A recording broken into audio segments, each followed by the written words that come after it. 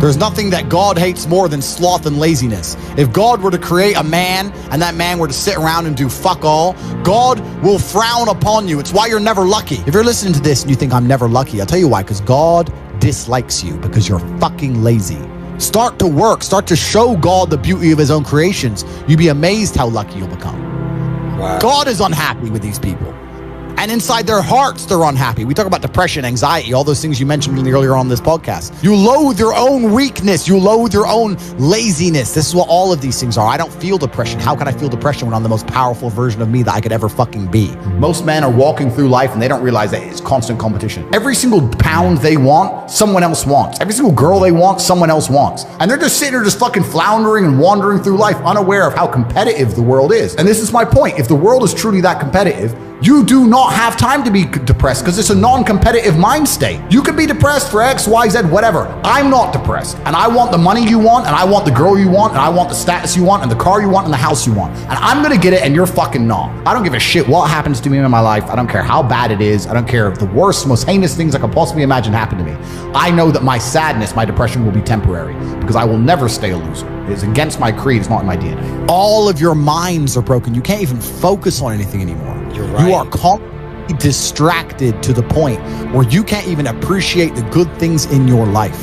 You're distracted. Your minds are broken. You need to rewire your mind and resist the slave programming. If you cannot control your own mind, then you are just a feather in the wind of life, because your own mind is the only thing you can control. You can't control the weather. Right. You can't control other people.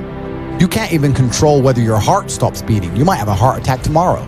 You can't control anything besides what you think. If you cannot control your own mind, then you go through life with zero control, zero influence. You can't control anything. You're just a feather in the wind, waiting for life to blow you from happy place to sad place to happy place to sad place, completely hoping on the gods to be fortunate to you, because if any genuine discomfort comes your way, you're fucked. It's so easy to win if you can control your own mind. But it seems that nobody fucking can. Your own father's ashamed of you, and you don't even feel fucking motivated to do shit. It's a fucking shame. If you were to go and look your father in the eye and said, you know what, I could have been a UFC champion. I could have been a multi-millionaire. I could have been a race car driver. I could have been a fucking nuclear physicist. Could have done all these things, but I was busy on Pornhub. You think he's gonna be proud of you? Fuck no. People who go, yes, I'm wasting my potential. Those are the ones who have potential. The ones who stand up and go, I am wasting my potential. I could be anything and I am not that yet. They have a chance. This is your prerogative as a man. But you need to be instilled with a sense of duty to your bloodline. You must want it. You need to want it deep inside your soul. I can't die as anything less than emperor. As a man, if you don't make yourself valuable, you have no value. You have to get up and do it. Just like a video game, you start with fucking zero. You have to decide if you want to complete it. You have to upgrade your character. So I find it amazing that men are going to play video games and fuck about and waste their time instead of upgrading their character. Everyone knows what to do. You know what you have to do. Right. If you had to become the most dangerous, intelligent, respectable man on the planet, you know you're supposed to go to the gym. You know you're supposed to train, learn how to fight. You know all these things. You don't do them. That's your decision. It's your prerogative. I didn't make that choice. I made the choice to do it all. I decided all of it. And every single man watching this can do the exact same thing, which is why I have very little pity when I do these streams and people think I'm arrogant or I'm rude to people. But if you've made a fucking decision to be less than you should be, then I believe you should be mocked for that. And me as a man, when I put myself through hell, when I have had such exacting, such stringent standards for myself, why would I then have less exacting, stringent standards on the people I meet? Why would I put myself through hell to be me and then meet someone who didn't put themselves through hell and then treat them like my equal? No, fuck you. I suffered when you didn't.